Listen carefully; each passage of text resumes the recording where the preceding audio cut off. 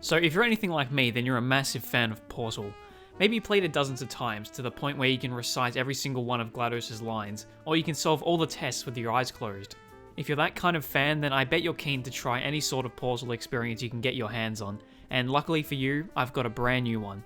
Using one of these things called a VR headset, you'll be able to transport yourself into the world of Aperture Science, specifically how it was in the first game in the series.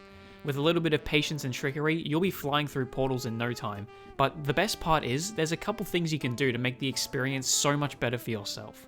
So without further ado, here's how to play Portal 1 in virtual reality. So things are going to start off pretty simple here.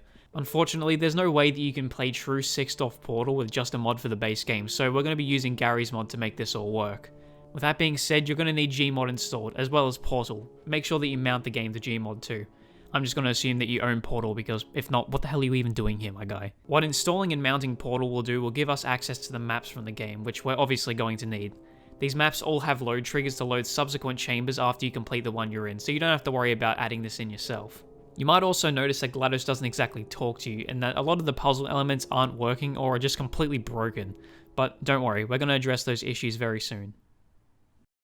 Okay, next you're going to need to go into the Steam Workshop and install a couple mods. First up, you'll need to install Catsy's VR mod. This mod allows Steam VR integration and will basically turn Gmod into a fully fledged VR sandbox game. The great thing about it is that pretty much every mod on the workshop will work with VR mod, meaning you can do some crazy shit. But anyway, installing the VR mod is a little bit tricky. It's not as simple as just clicking the subscribe button on the workshop page, so I'll guide you through it here. First up, subscribe to the mod on the Steam Workshop. Then you'll need to download a special module to make this whole thing work. Click on the link in the workshop page, download it, and follow the on-screen instructions. Next, you'll want to go to your Steam library, find Gmod, right-click on it, click Properties, and then disable Steam VR Desktop Game Theater. After this, disable any launch options you have for Gmod, and disable any other add-ons you might have enabled. This is just for now, so that there aren't any issues starting up the mod. For the next step, I'd recommend starting up Steam VR before opening Gmod. I was having issues starting up the mod the first time I played it, and doing this seemed to fix it. Once you have Steam VR running and Gmod open, jump into a sandbox world, open up the command console, and type in VR mod. You should now put on your headset, whether it be a PC VR headset or a Quest via Link, and hit start in the VR mod menu. If all goes correctly, you should be seeing the world around you, as well as the body of your avatar. Now, just a couple quick things. I haven't tried this with Virtual Desktop on Quest, and so I'm not sure if it would work. I can't imagine it not working though, so if you do try it out, let me know how it goes in the comments. Also, from my personal experience, you'll need to have Gmod up on your monitor in order for the VR mod to work. If you have the application minimized, it seems to freeze the game in your headset. And one final thing, Catsy himself has said that the mod is not very well optimized, so if you're not prepared to deal with low frame rates, then it's probably best you don't try to play this. I played the mod at about 50 FPS, and it takes its toll even on me. So if you're here and you haven't vomited up your entire nervous system, you're ready to continue.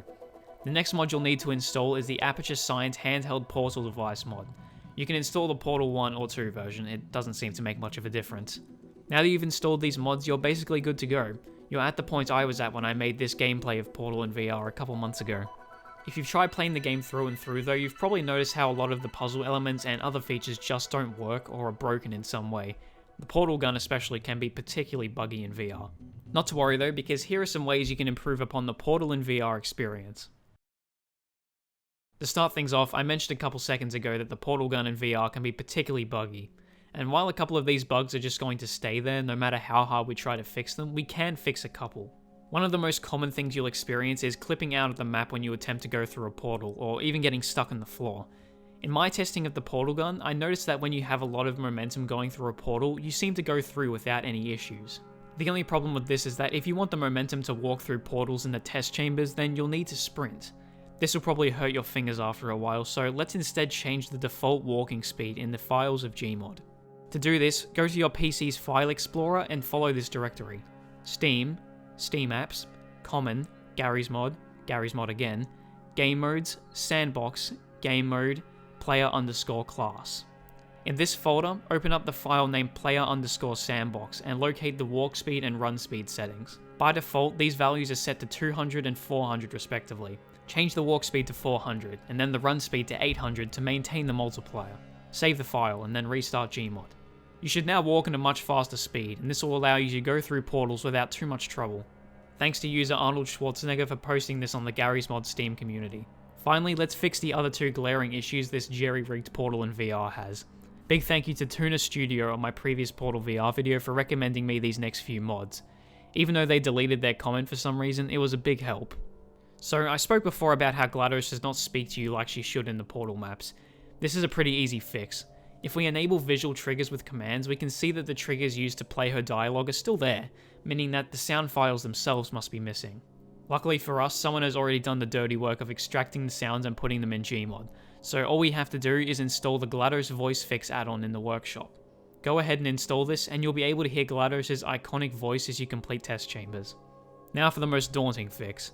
As anyone with half a brain cell would have realised by now, the gmod versions of Portal's maps are missing a lot of puzzle elements, sometimes making entire chambers unsolvable. Most of the momentum-based chambers are okay, but any chamber that involves high-energy pellets, turrets, and a bunch of other stuff are made completely impossible to solve. This is where the final add-on in this video comes into play. This here is the Aperture, an add-on which gives you the puzzle elements of Portal and Portal 2 to play around with. The great thing is that the add-on is compatible with WireMod, meaning you can make your own completely original chambers inside of gmod. Now you can probably imagine where I'm going with this. In order to do a proper version of Portal in VR, we need to have these puzzle elements in place and working. With this knowledge, I went into the maps and tried my best to replace as many puzzle elements as possible with their working counterparts. I actually had a pretty good degree of success. I managed to make the iconic Chamber 18 playable with working turrets and pellet launchers.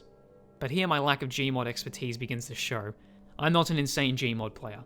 For perspective, I only just learned how to use the tool gun a couple weeks ago. It's honestly a disgrace, but if someone with more experience than me could try it, they could definitely be successful. A true, fully working Portal 1 in VR is in our grasp, and we can't possibly let that go.